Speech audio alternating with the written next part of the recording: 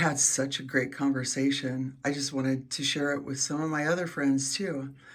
The conversation is with women that actually Gene knew before he knew me, which is maybe 40 years. So the Lord has been digging and dunging them and trying to get good ground in their heart for years. And sometimes it does take good ground, take years to get us to the place where the seeds don't fly away. You know, if you've ever read the parable of the ground, we have to get to the place where we really just want to honor God in what we think and say and do. That's what good ground actually is. So we don't faint and fail when we're being conflicted by people that may not be doing well. And so I was talking to them today about the notes I made about Satan's business plan, because the only business plan he has is to frustrate the purposes of God on the earth, right? That's it. And I wrote a lot more about it, and I may put it in the comments in this video, but I wanted to talk about the conversation for just a minute too, because it was so powerful. There's a proverb that says, the foolishness of man perverts his way, and in his heart he frets against the Lord. What was the problem with the children of Israel? They fretted in their heart against the Lord, and they took ground for the wrong father, eating and drinking and playing, right? They forgot about honoring God. And so there's this scripture that talks about, I think there's a few of them in the New Testament, and I'm sorry I don't have them. You might have to look them up. That Eve was the one who was seduced. She was beguiled. And I think in some ways, because women are more gifted and sensitive, and maybe the gift of God in them can work against them, there's a reason that it says Eve was the one that was beguiled, because women are gifted a different way than men.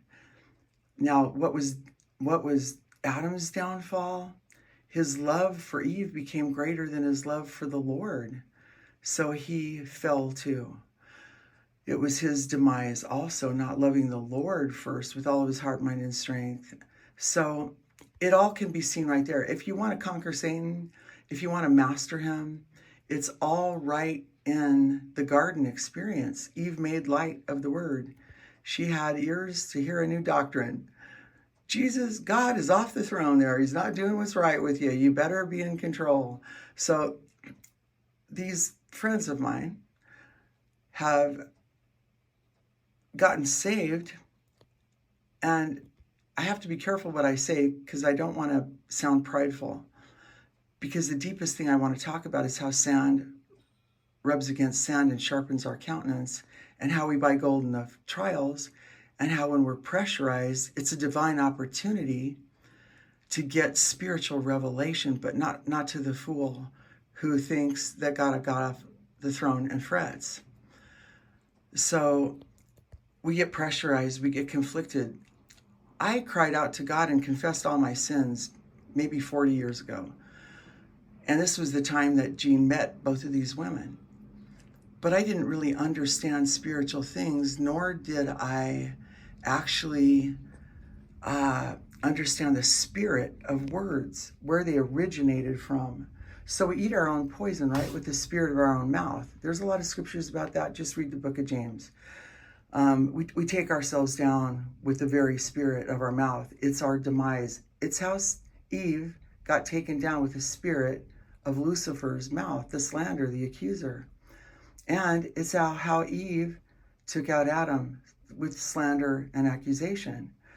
So whenever we're conflicted and we think Jesus got off the throne, we're starting to die in the wilderness of our soul. There's the king of death.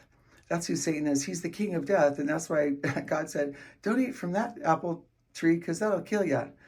Devil's only game plan is to kill us and get us to be the walking dead without any understanding, and to take ground for other people by the spirit of our mouth. And so what's really, really cool about these two women is there's been a tremendous amount of digging, dunging. We all need it. I have too. To get to the place where there's good ground in our soul, where we're teachable and we don't despise correction, and we're actually willing to get revelation and abide in the third dimension of heaven in the government of the good king who has God's government on his shoulders, who helps us see what we can't see and know what we can't know, so we're not angry and offended with people, right? So we had this deep conversation about give us this day our daily bread. We have to have manna from heaven every day so we can forgive 70 times 7, right? Give us this day our daily bread so we don't get seduced into being offended, looking down on people, and taken out by the wiles of the devil just to get us offended with people because we don't see the purpose of God in conflict. To give us revelation. As stone rubs against stone, every conflict we go into has the potential to make us shiny. It has the potential to give us gold if we don't get offended and if we don't murmur and complain. Because then the earth is just swallowing us up. And so I've watched this happen with a lot of people who are bitching to each other, the whining and complaining. And because I went to such dark places myself as a whiner and complainer, and the earth just about swallowed me up, I have like zero tolerance for seeing myself as a victim and believing the lie that God got off the throne and somehow let this horrible thing happen.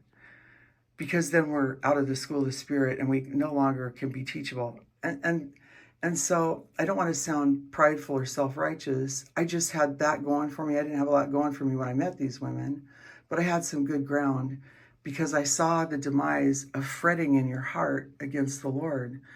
So they conflicted me a lot. And the purpose of God in the conflict with them and other women was always to add wisdom, knowledge, patience, kindness, goodness, long-suffering, the revelation of heaven. So in conflict, I got a lot of revelation from carnal women that were thinking Jesus got off the throne and they had to do their own thing their own way. And they actually, the spirit of their words were poisoning them. The spirit of the words in their head were taking them out. Fretting against the Lord, right? Jesus isn't on the throne. So I was talking to them about how I changed and how I never would have changed without conflict.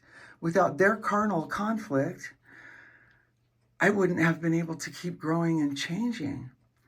And I was telling them about this friend. We all have this mutual friend. And the truth is, I think Joe is somebody that Gene met 50 years ago.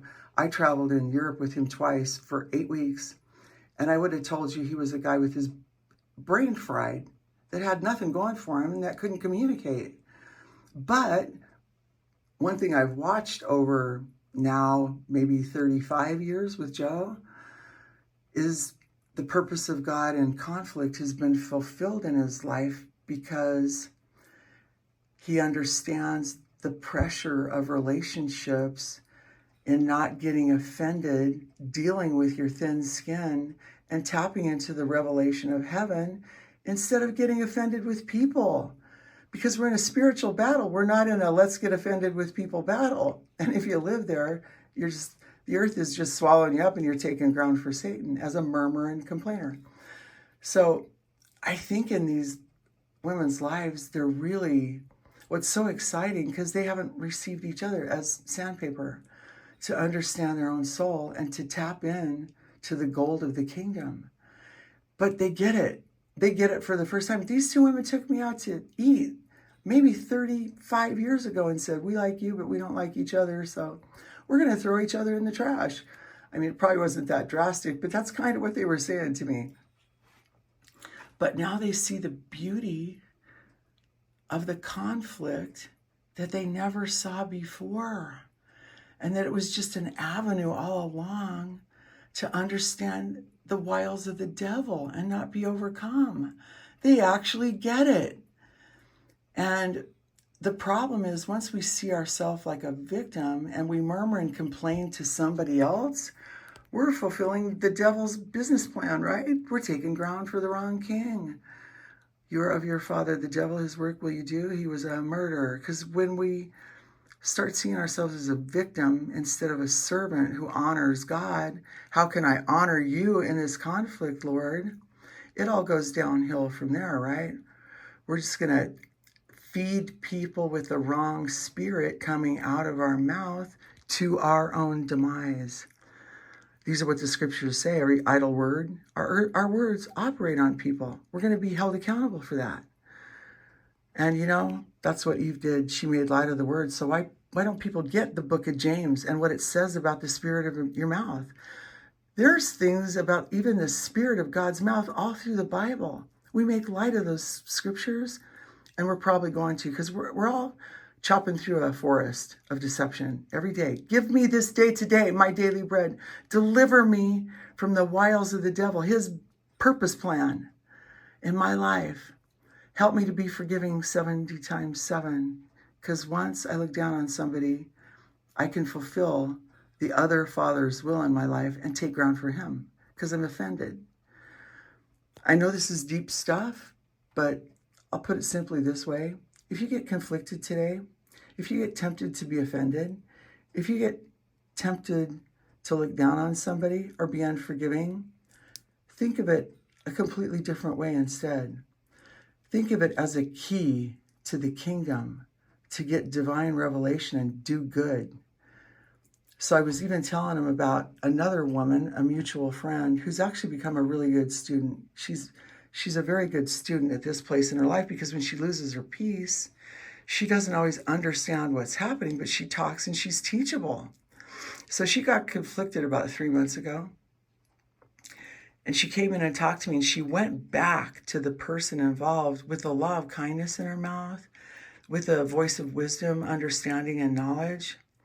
And that person came into Jean's office later and had 3 pages written out about being more sensitive. That person was Joe, the one who under pressure buys gold every time, gets the revelation of heaven. So because she went back to him and talked to him in a completely different spirit, he was able to grab all kinds of gold from it.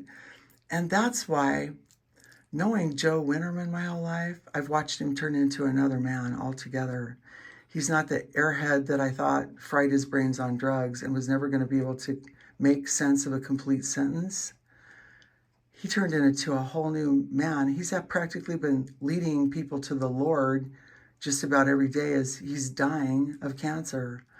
It's mind-blowing to behold, actually, absolutely mind-blowing. And he's already got half a foot in heaven, so we're full of worship and praise and glory and honor to the King. And what he's learned over all these years is how to hold a holy stick of judgment. Am I honoring God in what I'm thinking and saying and doing with his children every day? It's turned him into another man. Very powerful to watch somebody's true conversion. Amen.